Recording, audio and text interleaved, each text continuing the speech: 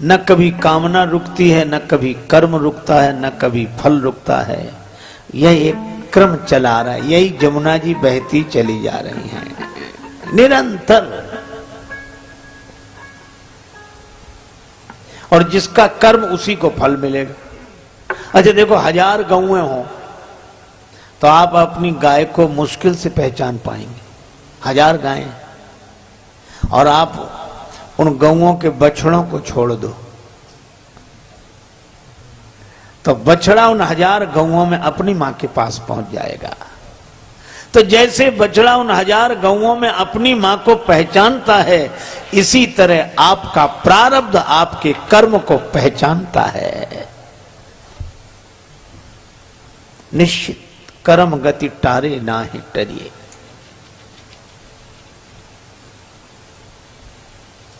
अच्छा भैया, एक जगह अखबार में खबर छपी, राम स्वरूप ने चोरी की, फलस्वरूप पकड़े गए। सो दूसरा आदमी बड़ा बोले, क्या जमाना आया है, कोई चोरी करे किसी को पकड़ते हैं। चोरी राम स्वरूप ने की तो फलस्वरूप को क्यों पकड़ा?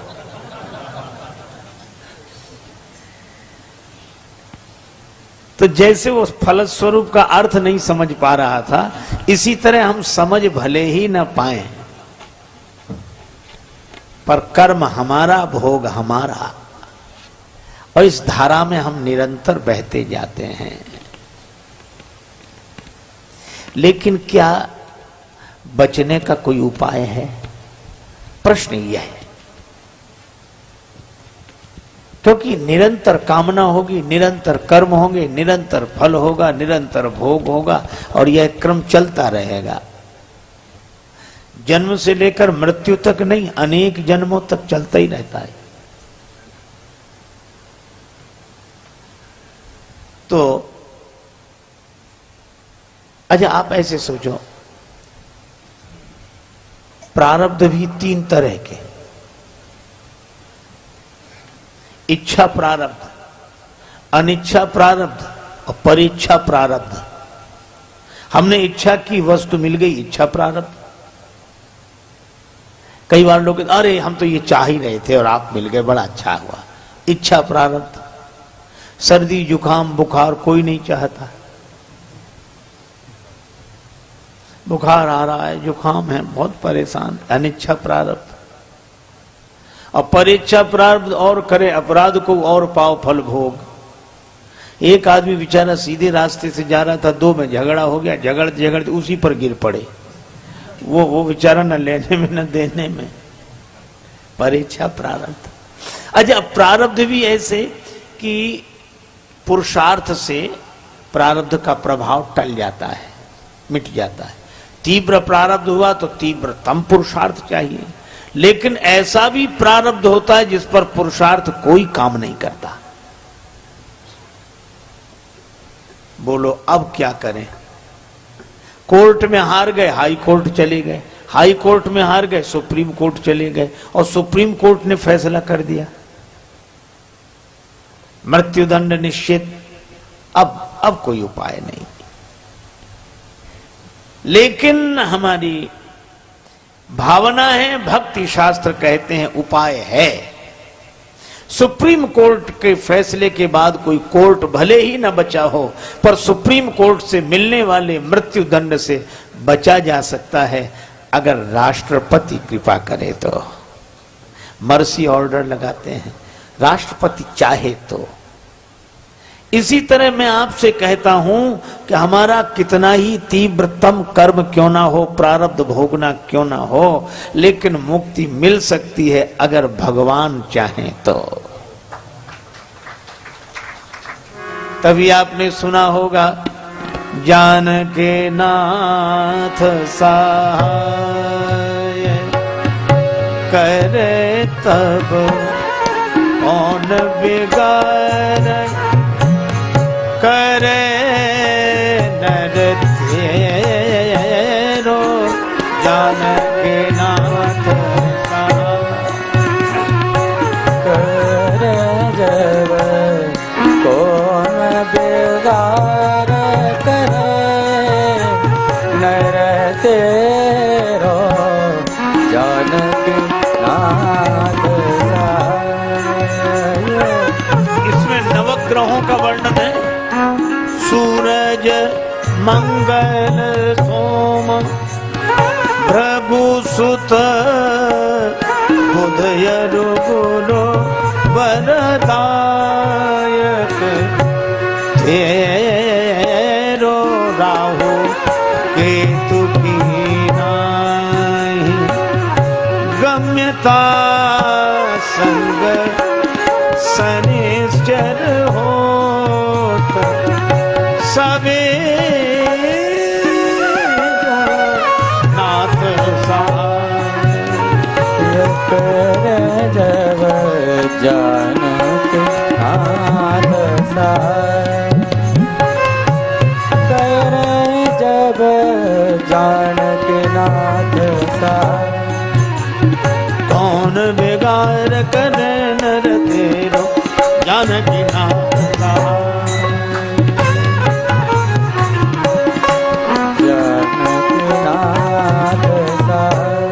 नवग्रहों का वर्णन है। श्री तुलसीदास जी कहते हैं नवग्रह प्रतिकूल हो जाएं, परवाह मत करो। क्यों? नवग्रह से ऊपर भी एक ग्रह है। वह क्या? का नवग्रह से ऊपर है भगवान का अनुग्रह है। भगवान श्री कृष्ण भी यही कह रहे हैं कि कब तक जमुना जी की धारा में बहोगे, कब तक कामना कर्म फल भोग ये धारा निरंतर बहेगी। धारा में बहते जा रहे हो, धारा से लौट आओ। लेकिन धारा से हम लौटें कैसे? बह गए हैं धारा में। भगवान श्री कृष्ण कहते हैं कि धारा को उलट दो, लौट आओगे। धारा में न बहो, राधा राधा कह के मेरे पास आ जाओ। धारा में न बहो, राधा राधा राधा कहकर मेरे पास आ जाओ। मैं निमंत्रण दे रहा हूं। भगवान श्री कृष्ण जमुना जी में के जल में खड़े हैं और हाथ से इशारा कर रहे हैं, आ जाओ आ जाओ। मैं कब से प्रतीक्षा कर रहा हूं। मैं तुम्हें अपने हाथों में उठा लूंगा, फिर कोई धारा तुम्हें बहा नहीं सकेगी। अब कुछ दिए तो बहते गए, इधर आए ही नहीं, और कुछ दिए भगवान श्री कृष्ण के पास आ गए। शक्रदेव प्रपन्नाय तवास्मीति। एक बार कोई प्रपन्न होकर कह दे कि हम आपकी शरण में हैं, बस। अच्छा, शरणागत को बड़ा आनंद है। वैसे भी आप देखो, अगर आप पैदल पैदल चलो तो सड़क के 100 नियम हैं। बाईं तरफ चलो, आगे पीछे देखकर चलो, अरे नीचे भी देखकर चलो, केले का छिलका न पड़ा हो। तांगा बचाओ, साइकिल बचाओ, मोटरसाइकिल बचाओ, कितना झंझट। इन सबको बचाओ, और तो और पैदल चलने वालों तक को बचाओ। कई बार लोग सिर नीचा करके ही चलते हैं, किसी से भी टक्कर हो जाए। एक आदमी सिर झुकाकर चलता, किसी से भी टकरा जाता, और टकराने के बाद सिर उठाकर कहता बड़े गधे हो। लोग हंसते हैं कि ये कैसा आदमी खुद ही तो टकराता है और सामने वाले को गधा कहता है। एक दिन वो आदमी सिर झुकाए जा रहा था, संयोग से गधे से ही टक्कर हो गई। तो सिर उठाकर बोला बड़े, और जो देखा बोले अब आप तो आप ही हैं, अब आपसे क्या कहना।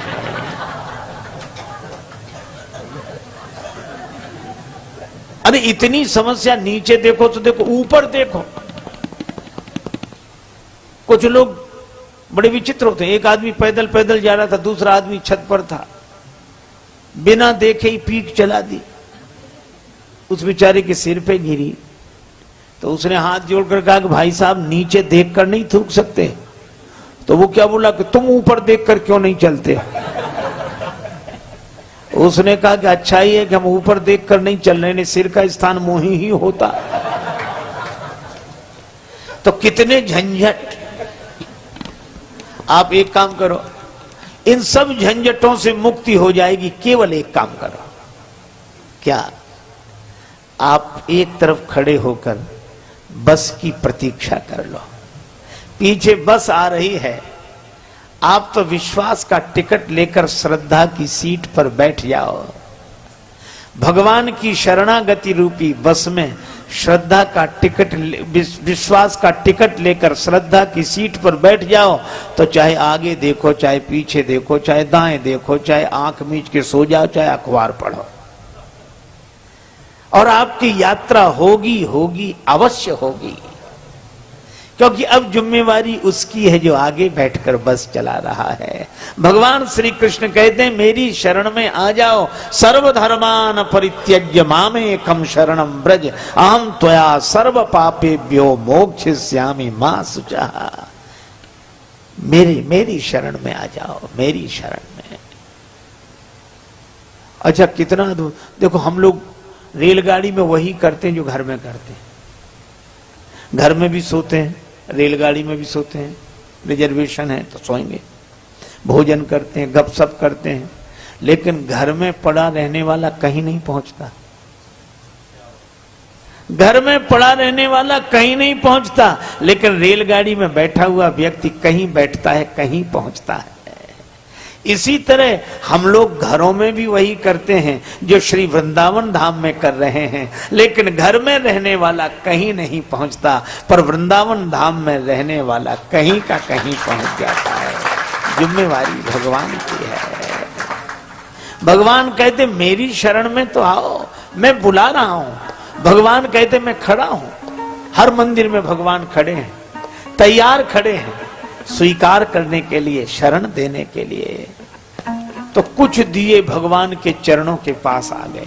जो चरणों के पास आए उन्हें भगवान ने उठा लिया अपने कोमल कर कमलों में, और उन दियों को बुझाकर पीतांबर में भर लिया, पोटली बनाई, सारे दिए समेटकर पीतांबर में बांध लिए। और मानो भाव यह है कि तुम्हारा वजन आज से हमारे सिर पर, तुम्हारा बोझ आज से हमारे सिर पर। पोटली रख ली। मैया यशोदा ने प्रणाम किया, आंख खोली, कन्हैया प्रणाम कर। श्री कृष्ण ने प्रणाम किया। मैया बोली चलें अब? कन्हैया बोले हाँ मैया चलो, और पोटली संभाली श्री कृष्ण ने। मैया बोली इस पोटली में क्या है? कन्हैया बोले मैया किसी को किसी की पोटली नहीं देखनी चाहिए, किसी को किसी की पोटली नहीं देखनी चाहिए। मैया बोली चोर की पोटली जरूर देखनी चाहिए। और ऐसा कह के मैया ने पोटली तो दिए बंधे थे। भगवान श्री कृष्ण सिर झुकाए खड़े थे। इनको क्यों बांधा? हमने तो बहा दिए थे। श्री कृष्ण ने कहा कि मैया लोग यही करते हैं, कर्म की धारा में बहाकर जीव को छोड़ देते हैं। ये तो बहते ही जा रहे थे, बहते ही जा रहे थे, तो लेकिन तुमने क्यों बांधे? श्री कृष्ण ने कहा मैया मेरी आदत है कि मैं किसी को बहते हुए नहीं देख सकता। मेरे सामने ही बह रहे थे, तो इनको बहते हुए मैं नहीं देख सका, तो मैं बुलाने लगा आ जाओ आ जाओ। तो सबको क्यों नहीं बांधा? कन्हैया बोले मैया मैं सबको थोड़ा ही बांधता हूँ। कहा फिर जो मेरे चरणों में आ जाते हैं उनको मैं अपने कोमल कर कमलों में उठा के सिर पर बिठा लेता हूं। यह भगवान। एक बार भगवान ने कहा कि देखो भक्त, तू जितना मेरी ओर चलता है मैं भी तेरी ओर उतना ही चलता हूं। जे तो चले बिनी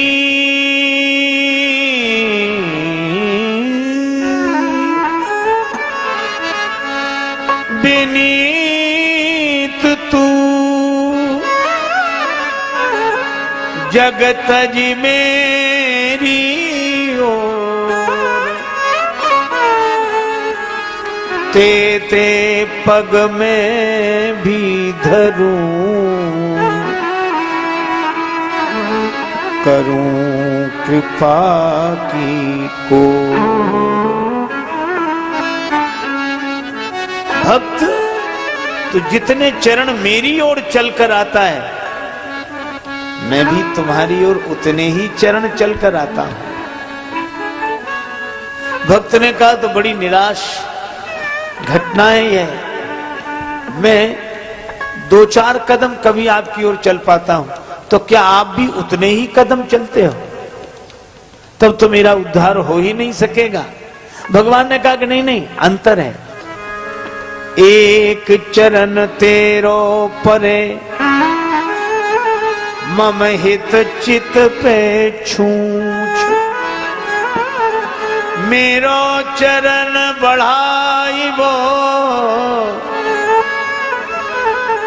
राजा बलि से पूछ, मेरो चरण बढ़ाइबो,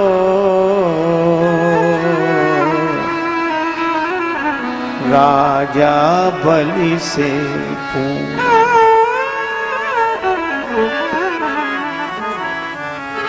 भगवान श्री कृष्ण की उंगली में चोट लग गई, रक्त बहने लगा। रानी महारानियां पटरानियां सभी उपस्थित थी। शोक सत्यभामा की ओर रुक्मिणी रोई धाय, बांधन को पट खोजती, पटरानी अकुलाय। तब लगी देवी द्रौपदी ने देखे यदुवीर, अंगुरी बांधन को तुरत चीर्यो अपनो चीर। द्रौपदी जी ने अपनी कीमती साड़ी फाड़ दी और वस्त्र खंड भगवान श्री कृष्ण की इस रक्त रंजित उंगली पर लपेट दिया। श्री कृष्ण ने कहा कि बहन, इतनी कीमती साड़ी क्यों फाड़ दी? द्रौपदी जी बोली, प्यारे घनश्याम, यदि काम आवे आपके तो काढ़ दूं नसों को, ये तो रेशम के धागे हैं। प्यारे घनश्याम, यदि काम आवे आपके तो काढ़ दूं नसों को, ये तो रेशम के धागे हैं, और धागे भी साधारण, इनका कौन मोल करे। न दुल्हन के जोड़े हैं, न दुल्हा के बागे हैं। श्री